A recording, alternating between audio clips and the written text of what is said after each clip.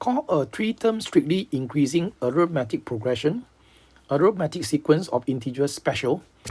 This arithmetic sequence is special if the sum of the square of the three terms equal to the product of the middle term, and the square equals the product of the middle term and the square of the common difference.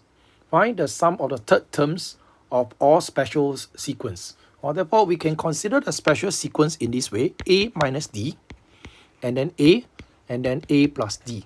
All right. And what does it say? It says that a minus d square, if the sum of the square of the three terms, therefore a minus d squared plus a squared plus a plus d squared is equal to what? Is equal to the product of the middle term and the square of the common difference. It is equal to a multiplied by d squared. This is what they're trying to say. Therefore, we can expand. Therefore, you get a squared minus 2ad plus d squared plus a squared plus a squared plus 2ad plus d squared. And this is equal to ad squared. This is equal to ad squared. Okay, okay, with that, can you see that you will get what? You will get a squared, right? And then another a squared, right? Therefore, total you get 3a squared. And then your 2a, 2ad, and 2ad cancel out, all right? Then can you see that you can bring your ad squared over ad squared, and then this is plus 2d squared. Then you can view this as a quadratic equation in terms of a, or quadratic in terms of a. Then we can talk about discriminant.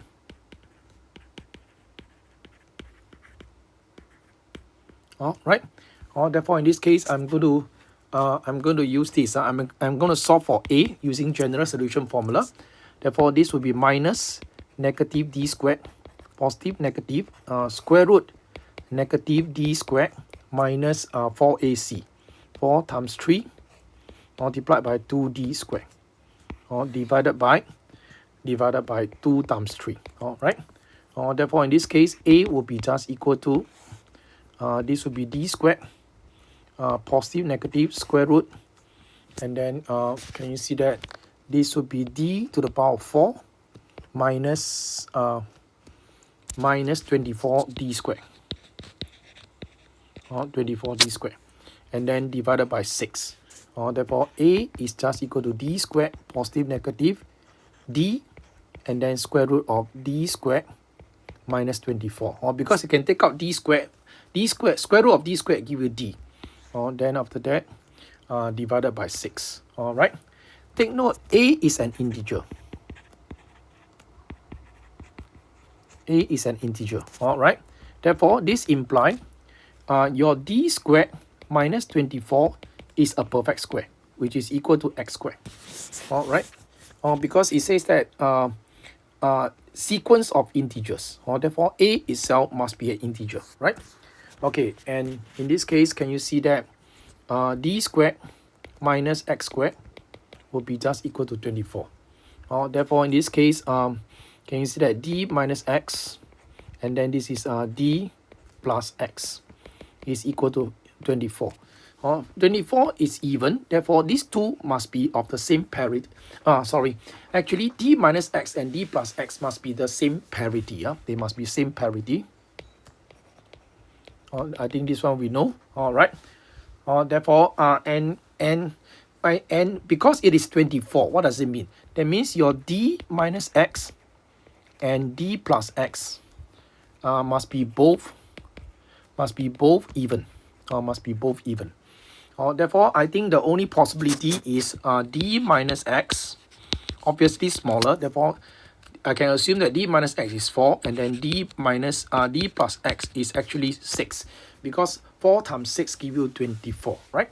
Then with that, you can solve. You will get d equal to 5, or d equal to 5. And when your d is equal to 5, then you look at the, that means in this case your d is equal to 5. The d is equal to 5. Then you can solve for your you can actually solve for your A, huh? Okay, you can solve for your A. Your A is actually also equal to 5. Or you can solve for A is equal to 5. Or therefore, in this case, you will get the sequence. D equal to 5. Your sequence is 0, 5, 10. Or 0, 5, 10. Right? Yeah. Okay, then another solution is t minus x equal to 2. And then d plus x is actually equal to 12. Then from here, you can get d equal to 7. D equal to 7. All right. Okay, then now you solve for A. You solve for A. Can you see that? D is 7. Therefore, in this case, 7 is equal to, A is equal to 7 squared. And then plus 7. And then in this case, can you see that your D squared, this is square root 7 squared minus 24, which is actually 25. And then you take square root, you get 5.